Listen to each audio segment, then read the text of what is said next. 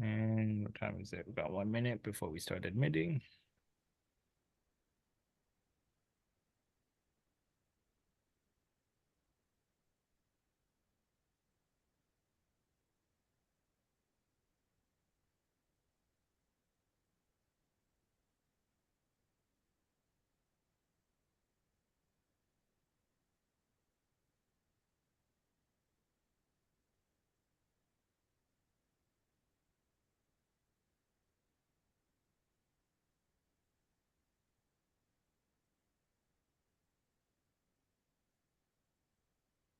And start admitting.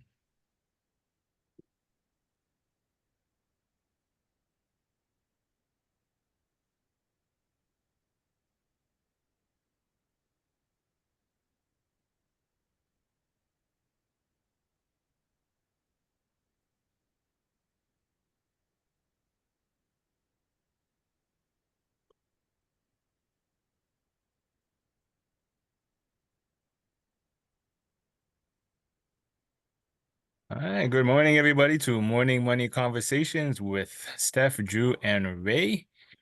We're going to have a good conversation today. We're going to be talking about passive income. Is it fool's gold? And we wanted to kind of dive into this one based off of a conversation that we had in our previous session when we started talking about income and how it could be generated and how it could be taxed. And passive income became a hot topic where, people wanted to know how to set up a business or should they set up a business and what kind of individual should be setting up a business to make passive income, which sparks us to want to dive into it a little bit deeper. And I know Stefan has some great topics to talk about. Ray has great experience in his field on how passive income can be generated and change people's lives. And I come from the finance space, so I have some ideas. So yeah, gentlemen, the floor is open to you guys.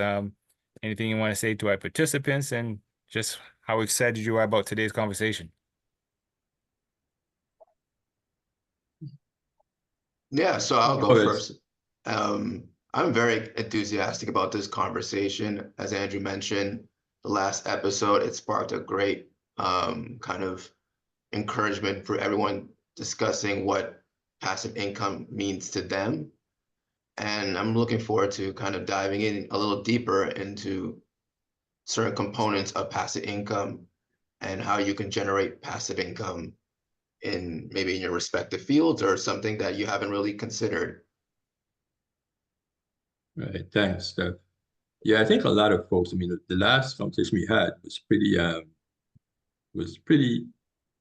I don't want to say intense. We had different perspectives and opinions on what passive income really is.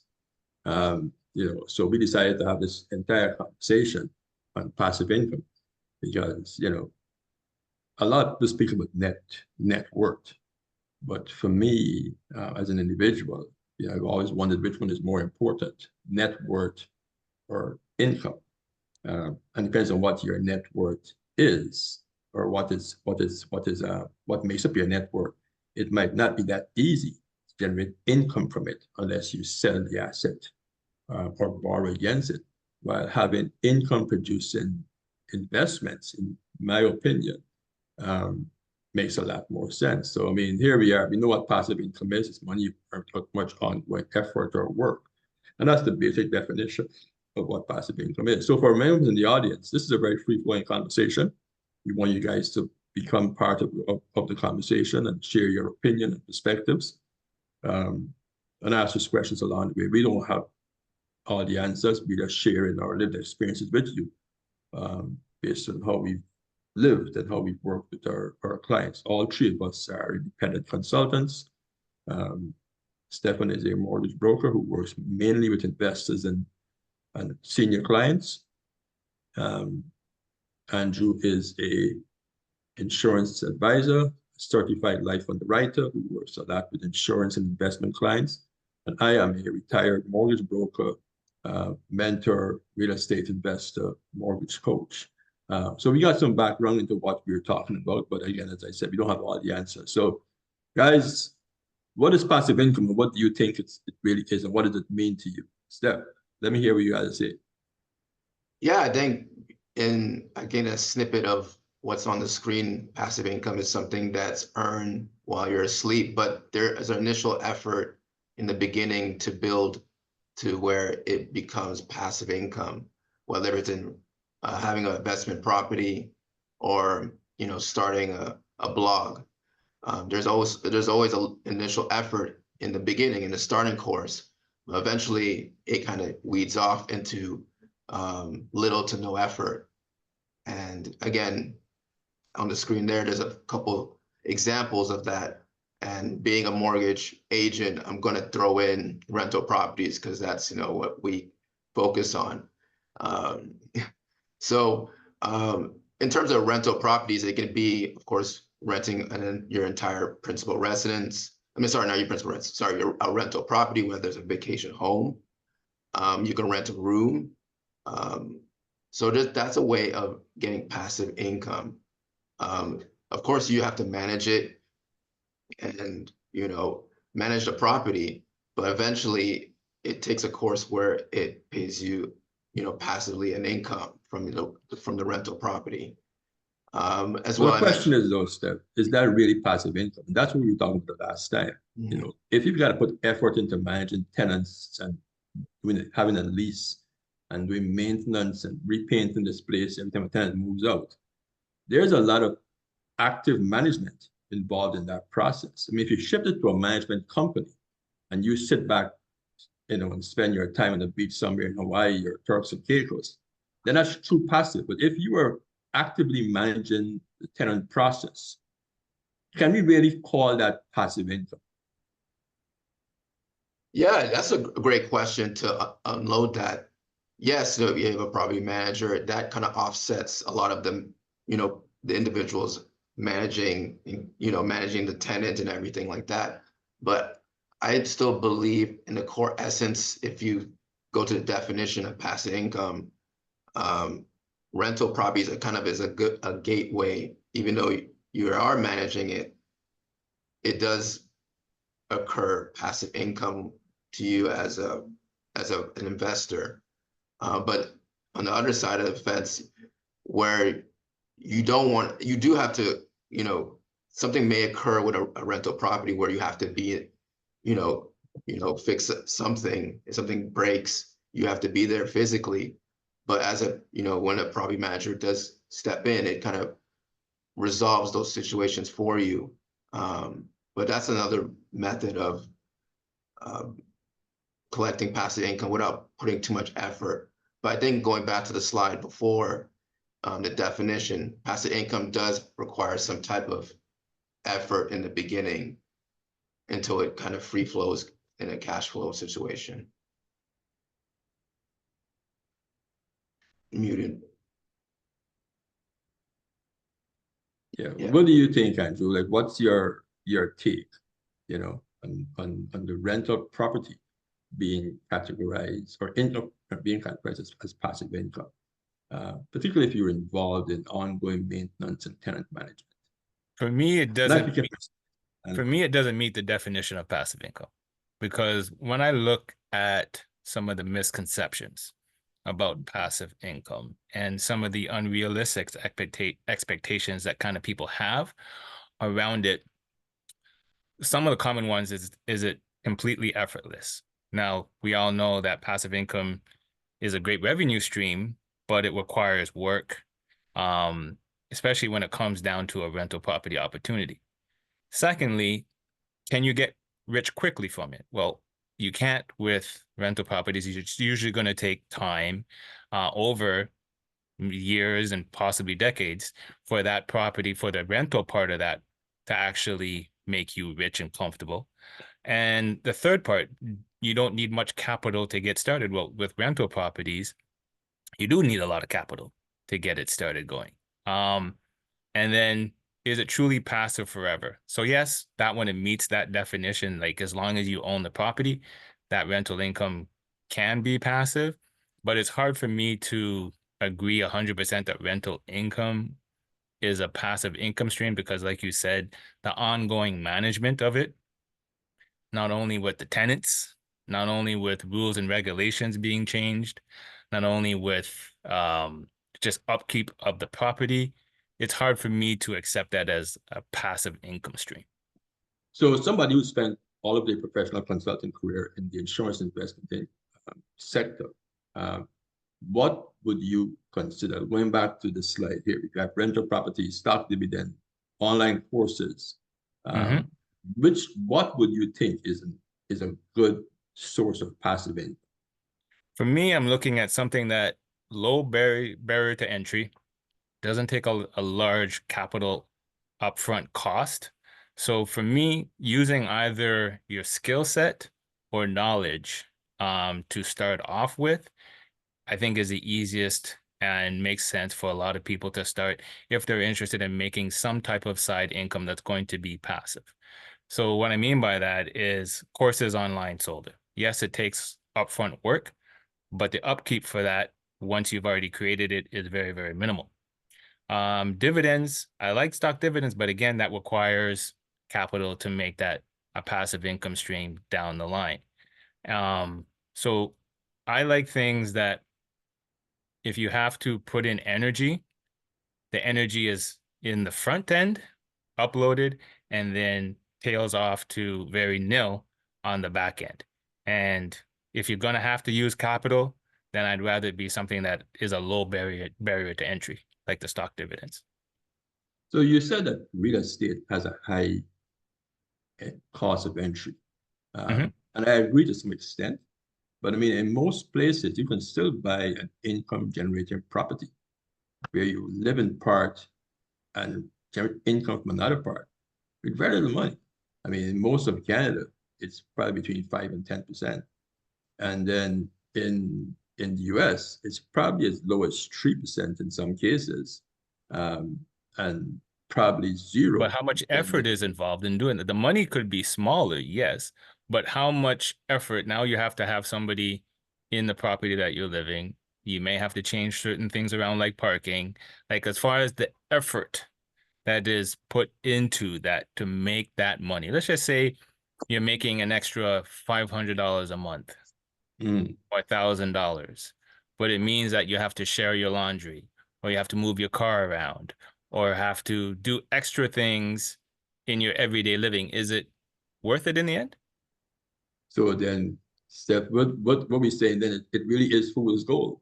Everybody has this whole idea that there's this way of that, we're being told every day to make money while you sleep, but is it really possible? That's what I'm trying to understand. Because I mean, I have I have had passive income from different sources, but none of them were any of the sources that were mentioned here, or I have seen them in my regular readings, and I can share with you guys. But I want to get a sense of, okay, what really is this whole thing about passive? How can I make, if I need $10,000 a month to maintain my lifestyle, how do I make half of that passively? A great question. Right? That's what I'm Yeah, trying to understand. yeah, it's a big question, and I think couple methods I seen is that people, like for instance, if you're into photography, you can sell your photographs, right? So there's an actual median, so you don't have to build a website. So you, for instance, you go to Shopify or whatever website, and basically you upload the photographs. Someone makes a bid, or you have a price for it, and they pay for it. So for me, there are low effort passive income sources. That's just one example. It will make you 5,000 a month. Well, that varies on, I guess, how much product you sell. Time and effort. Yeah, exactly. So for me, it's with passive income is that is exchange for time. So for me, I can't get some time back if I put for instance, all my time into a rental property. It has to be a cash flowing positively to put my time in. But you have to look into, is this giving you the leisure time in your life? Because passive income should also circumference you to have quality of life as well. Ultimately, for me, that's how I look at it, where you're not putting all your eggs in one basket, where you're kind of overworked and stressed about this passive income source. It should give you some type of income relief, financially and mentally. So that's my kind of 2 cents into passive income. I like the photograph thing though, because like, okay, when we know a lot of people are now creating content and they're using images, for example, right? Right. And those images are coming from somewhere. Yeah. Somebody's producing those images. So a few years ago, I do a lot of photography in my part-time. It's a hobby of mine. Something I do just to de-stress after a long week. And I've got probably tens of thousands of photographs. So I started to share photographs on a few platforms, like stock images of, city scenes and that kind of stuff. And the more people who actually use your photographs, you get this constant drip into your account. So, I've turned this hobby that I enjoy doing into a source of revenue. Now, I still got to go out and take hundreds of photographs. I still got to edit them. And I got to hope that whatever photographs I upload to these websites, somebody's interested in using them for something. But that's a very good example. For myself, I found different sources of passive income. So for those of you on the call who don't know me, I spent 20-something years as a mortgage broker in Toronto. And back around in the early 2000s, a lot of new lenders came into the landscape. And in order to attract mortgage brokers to start using their mortgage products, they dangled a lot of cards in front of us. And one of the things that they did is they give us, so how a mortgage broker earns his income is they earn commission based on the transaction. So you do a mortgage for $400,000, you earn a commission between 50 to 150 basis points, or 0.5 to 1.5% of the mortgage amount. So these lenders decide, okay, we're going to pay you a lower upfront commission, but we're going to pay you a trailer for the rest of your life. There was even a nicer sweetener. They said that they're going to continue to pay you a trailer even after you've passed away. You can transfer the trailer to your estate. Very few mortgage professionals at the time took the option. I was one of the few people signed up for it, right?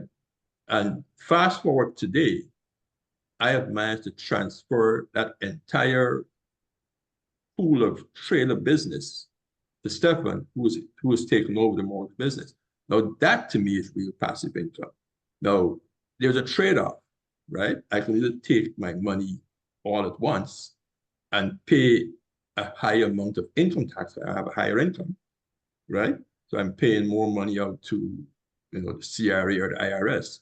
Or I can take a smaller amount now, reduce my taxable income, and then take the rest of it as the checks come in. They're now smaller checks that I get $10,000 a year, $8,000 a year for the rest of my life, as long as those clients continue renewing their mortgage, And I know Andrew's in the investment industry, and I don't want to speak for him, but I know in the investment industry, that's one of the industries where you can generate passive income for perpetuity and even go on to your estate, if I'm not incorrect.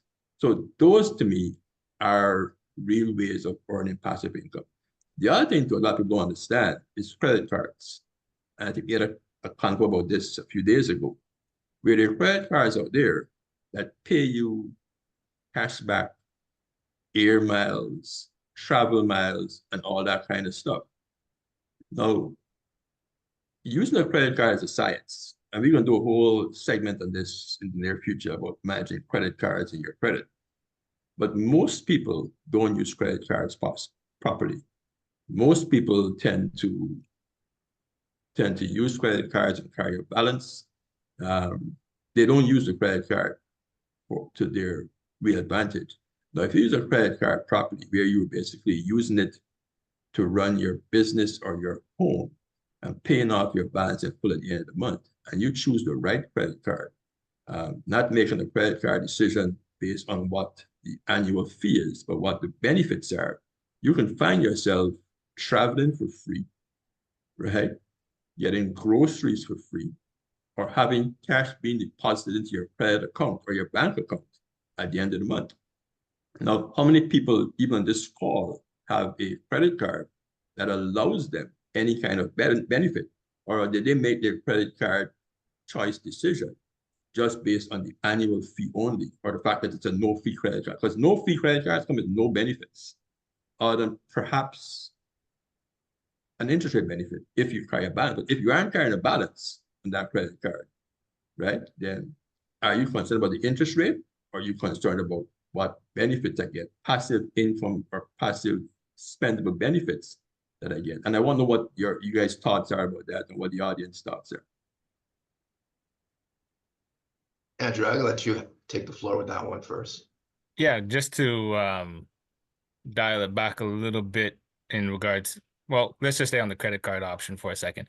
Just by a show of hands, or not even show of hands, but I'm wondering, does a passive income always have to be cash or a cash flow, or could a benefit, like Ray was saying, say a benefit that you got for free or you saved on an already an expense such as groceries or gas, does anybody consider that a form of passive income? Because I'm wondering, because we've gotten into this psyche about always money, money, money, and it has to be a liquid cash for it to be passive. And that way you have the freedom to use it as you wish. But I'm just wondering, just by the people on the call, does anybody here have any form of passive income that they're currently enjoying? And what is it that they would suggest they would want to start if they're looking at generating some passive income? You can either put it in the chat, come off mute if you want to just speak up. We just want to make this interactive. I know me and Ray and Stefan always have our own thoughts. We want to hear from you guys as well. Don't worry, there's no silly questions or even silly comments. Yeah. Yeah, if you don't want to come off from mute, just put it in the chat. Let's just get an idea of where you are in the whole journey of generating passive income, and trying to change the way you you earn income, to make life easier. Because the idea behind passive income is to have additional income that doesn't require sweat equity, right? So whether you're going to a job or you're doing your own business, you are trading time and energy for money. So we want to see, okay, how do we have money or something that derives a financial benefit but doesn't require a lot of energy. So in the meantime, until people get brave to come on. So Alika has a comment here. Alika says, the Optimum Points card is my favorite. I collect on gas and use it at Shoppers Drug Mart. So if you're familiar with, if you guys are in Toronto, there's a drugstore called Shoppers Drug Mart. Yes, that is actually a great option, the Optimum Points card. And if you use that card properly, the benefits are phenomenal. Yeah. Anybody who is in Canada with one of those cards know you get free car washes, right? At certain gas stations, and you can share a significant amount of benefits when you shop at Shoppers Drug Mart. We got another comment here from someone else in the audience. Yeah, they said they've heard about the idea of about passive income for some time now, but never actually attempted it. So that's a great comment, because I think that's where most people lie. Yeah. Is either a fear of attempting something or not knowing what exactly to start. So just in your guys' opinion, if you were to, if somebody, let's go back to your example, Ray, you're $10,000 a month. You want to start making $5,000 passively or little to no effort. What would you suggest to somebody that says, okay, this is my dream, this is where I want to go?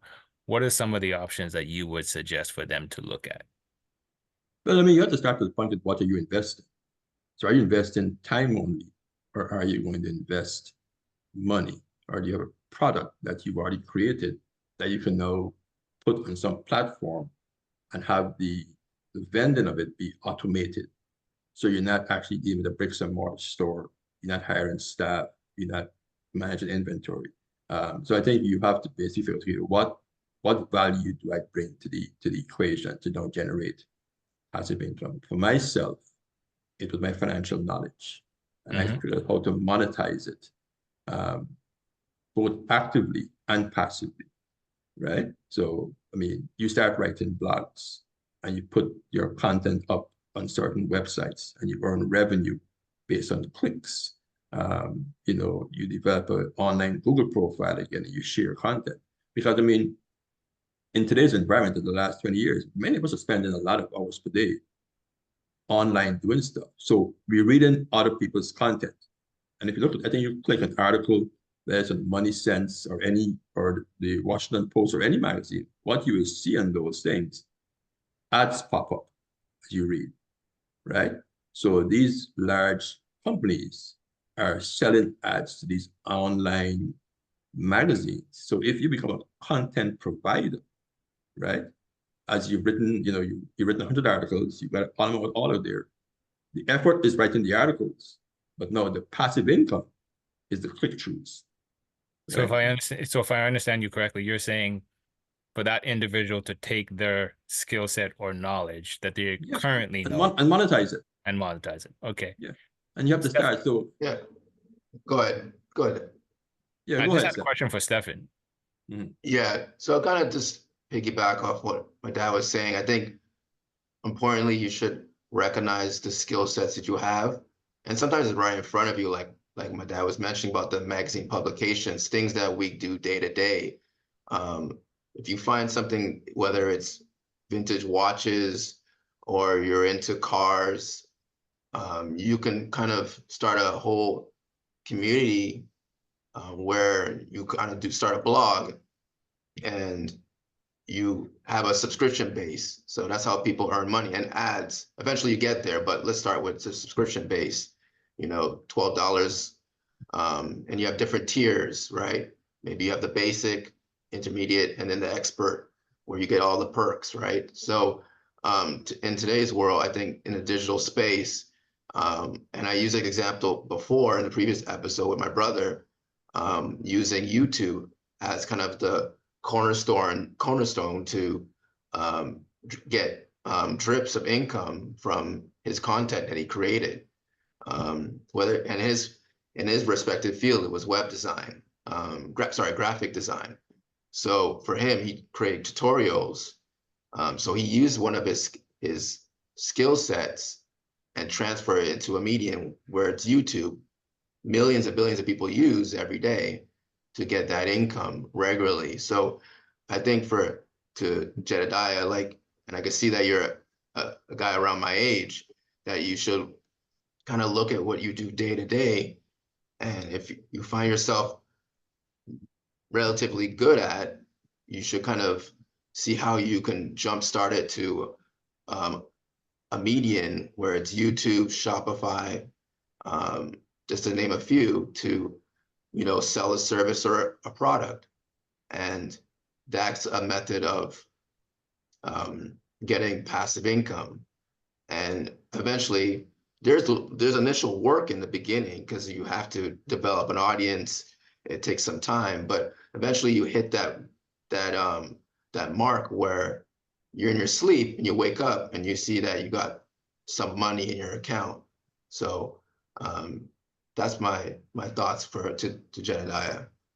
Yeah. There's another comment here from someone in the audience. They say in the US, Apple Pay ecosystem provides tremendous real-time cashback benefits, including a high yield savings in real time. What are the tax implications as it's outside any of W-2 statements?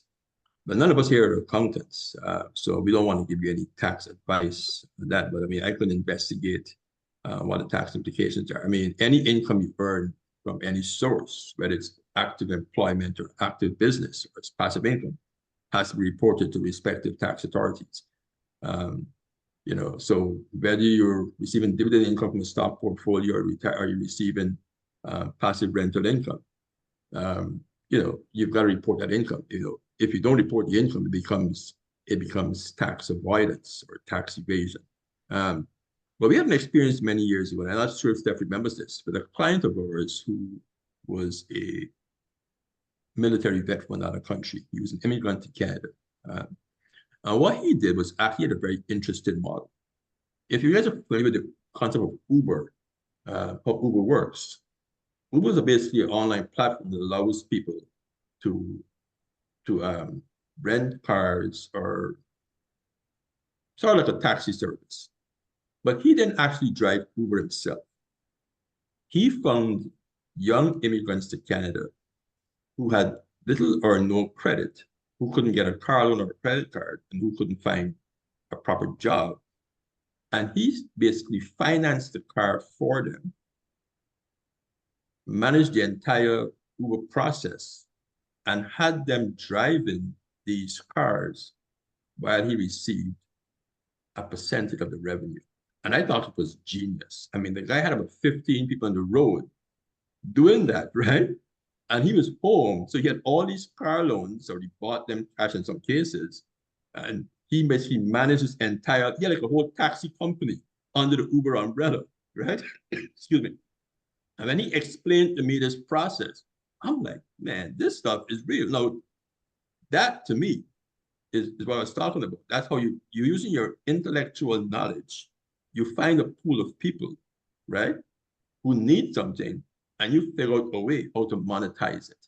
So he's not driving for 12 hours a day out there trying to pick up all these strange passengers. He's just managing this whole process of acquiring the cars, understanding the platform, and putting the guys out there to drive. And that's, if he takes, I don't know, 20% off everybody's income, then, and they generate, $5,000 a month, he's making 4 to 5 times the amount of each of these drivers if he was to drive the car himself. So And that's an interesting part you brought up too, because a lot of the times when we're talking about passive income, psychologically, I find most people go towards online, right? Mm-hmm. How to generate it online. And I think we've kind of either forgotten or gotten away from the boring passive income assets that people can get into, like vending machines.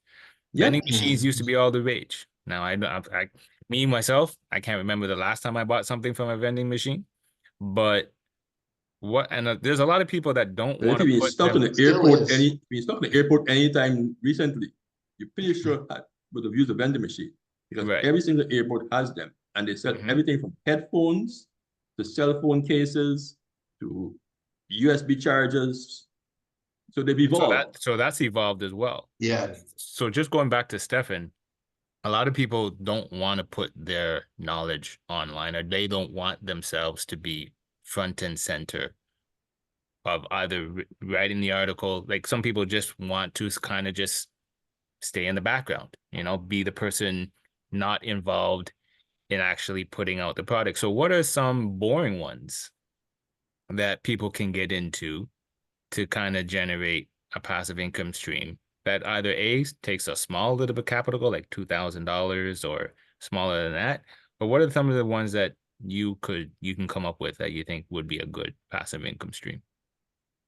That's a great question. That's a great question, because we did have someone across the hallway from us doing vending machines. He actually went to school. I went to high school with him. And like my dad said, vending machines have evolved since then. It's not just soda and chips or any type of selection of snacks. It's also, electronic items like earphones, miscellaneous stuff. And you can find them in barbershops as well, still in the school system, as much as they have a mandate. They don't have soda because they don't want kids spiked up in sugar, but they still have vending machines. Airports, of course, is a big one. But going back to the more quote unquote boring passive income sources, car washing, that's a source, washing cars. Car washing is hard work, Steph. I mean, when we used to wash the car, but that's not passive unless you have hire people to do it. Like So that's a business. Yeah, that's a real business. That's a business. That's a high management business. Yeah. But in the sense where if you're not physically doing it, you hire people to do it, then you're not putting any much of I've physical always sweat. wanted to, sorry to interrupt that. I've Mhm. always wanted to start a water dispensary, where the one out here in Durham, it's totally external. So there is a store, but when the store is closed, it can dispense the water and people can refill their own water bottles at an expense, just like a kind of a vending machine, but it's water. Um, that was one that I always found very interesting because no maintenance whatsoever, just and you can run it with one person, that type of model. So I think that would take That's probably that's But capital fil that's to a that's start. form, filtered water. but Hmm? go That's ahead. filtered water. Yeah. But there's a form of technology involved, right? So that's not quote unquote boring. You have to have some sort of understanding of the system for the water to generate on its own, right? And when I say boring, I mean stuff that are utilized on an everyday basis. Yeah, it's not sexy. It doesn't sound It's not fancy. a sexy one. It's Yeah, Okay, not it's very online. basic. Like, yeah. yeah. But there's a Like certain level one of that comes to understanding. mind. Sorry, go ahead, Steph. No, but there's a certain level of understanding of how it works. There's a certain system that generates the water, correct? Yeah, but we're talking about the income itself. Yeah. Like, Mm. right? But what What I'm saying is like the same thing with online. Like we're talking about online, right? There's not much of a learning curve with online, right? So anyone who uses online very regularly, you don't have to like learn the system of itself because it kind of has its own medium right there, right? It has its own structure. Yeah, you have to understand certain nuances behind it, but I still believe that online it is to me, I guess it's because it has to do with when I'm born, what time year I'm born. So, but I think online to me it's not necessarily sexy because people sell all types of stuff, candles, very basic need But I think stuff. the online stuff is Yeah. generational. I Mhm. think somebody in their early 30s and early teens, they were born in that era. Yeah. But people over the age of 45, over the age of 50, there's a serious learning curve for us to really develop an online platform to generate revenue passively. So I mean, you've got to look at, okay, where does this, what age cohort are we looking at? I mean, if you were born in your, if you're in your 60s or 70s, let's look at somebody who's retired, for example, right? You were a school teacher, you are now retired, you're 65 years old, and you found that your pension is not enough for you to live how you wanted to, or you plan to live. But you've got all this knowledge. You've got 40 years of knowledge. You have all this experience. How do you now take that experience into income generating activity? And as you said, what Darren did, Darren created this online learning module where for a subscription, that it's $2 a month, you can now sell a low priced product to many, many people. So, if you only sell 10 subscriptions, then you've only made $20.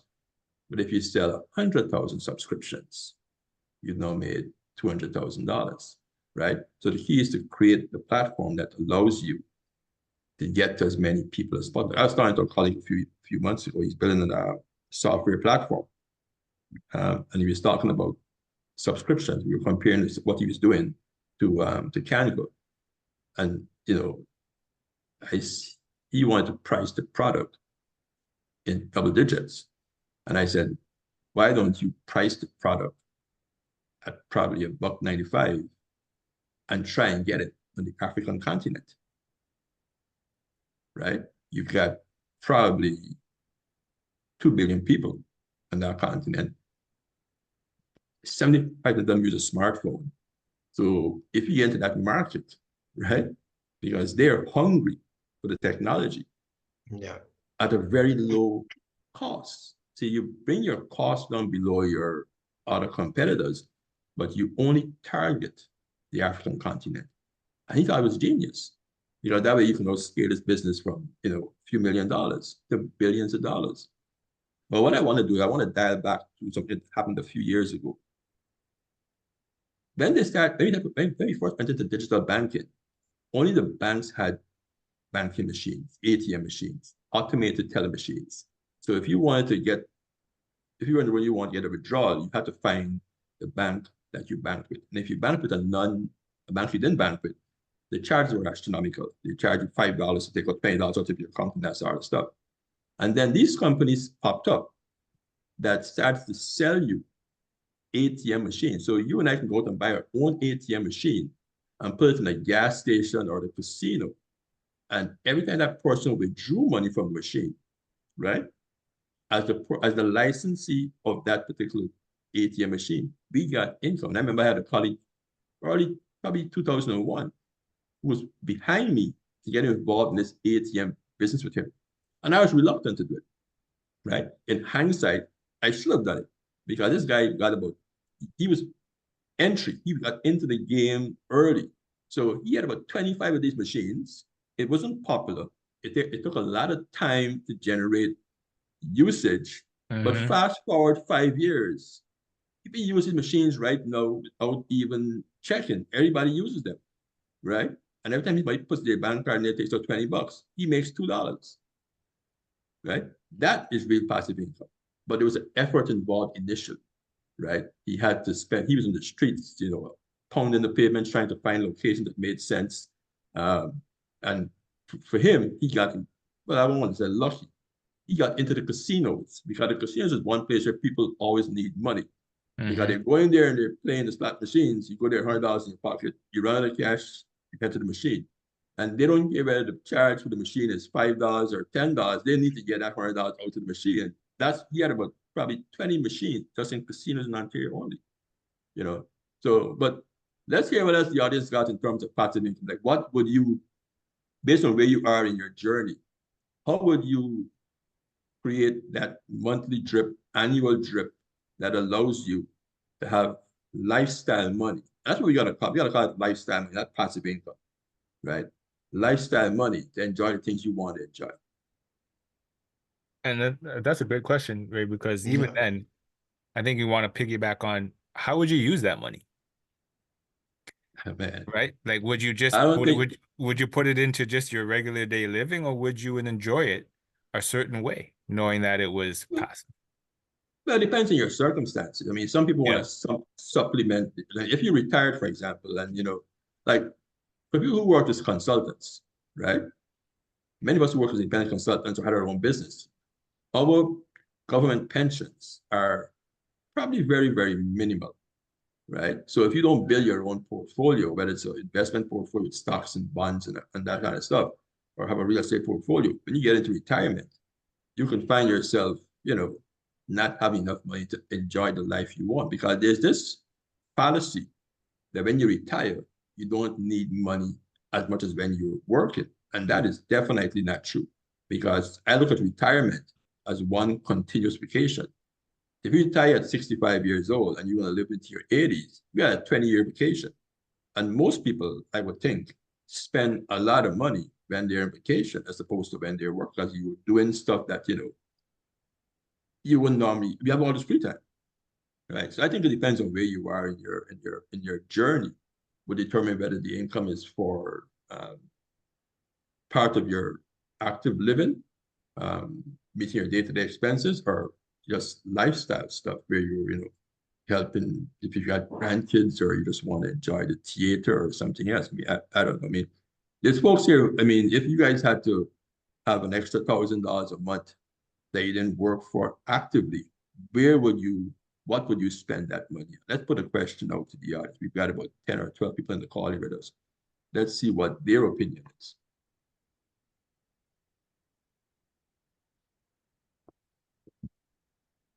I just want to add as well, people who are also self-employed and outside of your income you're generating from your business, you have another source of income, which is passive. That passive income you can transfer to pay the expenses to your business as well. So there's other means and methods of using passive income as well. Just want to put that tidbit in there.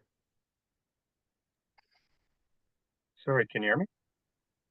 Yes, we can. Yeah, it's TK. I was driving, sorry. In terms of passive income in general, I don't believe that passive income it does not come for free. It's hard work. And it's going to be hard work up to a point in which you get over a hill and then it kind of starts rolling down. There's numerous sources, I would say, of passive income around, but I find it takes money to make passive income, and that's where it gets a little bit tricky. So it's almost a double-edged sword. If you're willing to put in a certain amount of work over a certain periods of years, as Ray was saying, with his friend who bought the ATM machines, etc., that is the groundwork that slowly builds you to a point in which you are now able to enjoy the benefits of any kind of passive income, right? But this whole passive side to income, like money, does not come for free. You know, I truly believe passive income is has to be defined by money and money that is coming in, you know.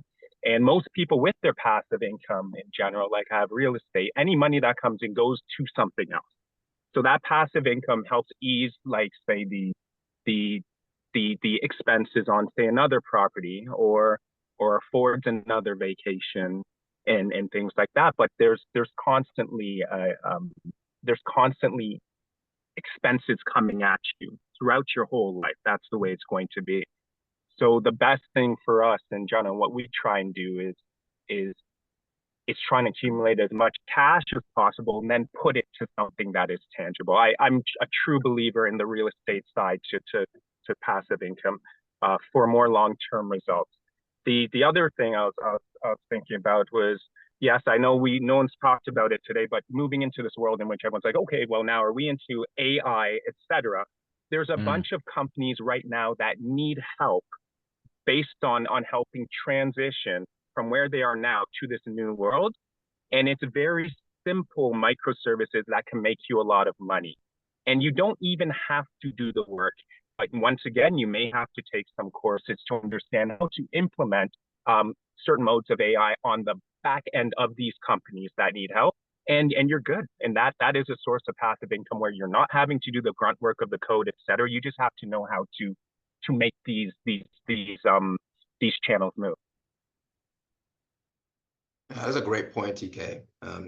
Especially on the AI side. I think a lot of us don't quite understand the nuances behind AI, but it's good to grasp a good understanding of what's going on, because it has already taken effect on our lives. And it's always an opportunity when things evolve, especially in AI. So I appreciate you sharing your comments with us today. Yeah, I mean, a lot of what TK said I agree with. I mean, it's always nice to have a fellow real estate investor who understands real estate. But that's what I was saying. That's how we started this topic today. That I don't think there's any passive income. It is really fool's gold, which was our title for this conversation. You've got to put a lot of effort in, and the passive income comes in the future. So, I mean, if you think you're going to just sit around at home and, and have this income source appear from nowhere, then you may as well head down to your nearest gas station and buy a lottery ticket, because that's not what's going to happen. I think there's the illusion among many people, a lot of younger people today, where they're seeing all this online social media activity with influencers and all that stuff, that people are doing absolutely nothing and generating income. And that is very far from the truth. You've got to put the time in, you've got to put the effort in, and then at some point, the income becomes passive. It's like, like Angie, you work with a client between the age of 25 and 60 to build an investment portfolio so they can have a comfortable retirement. So they've got this portfolio that worth $1.5 or $2 million, and it gives them an income every year of $80,000 or $90,000 a year, while the initial asset is still there. So you have to create something to generate income, right? And if you're going to work in the new space of AI and stuff like that, what you trade is your intellect, your ability to learn new things and to monetize it.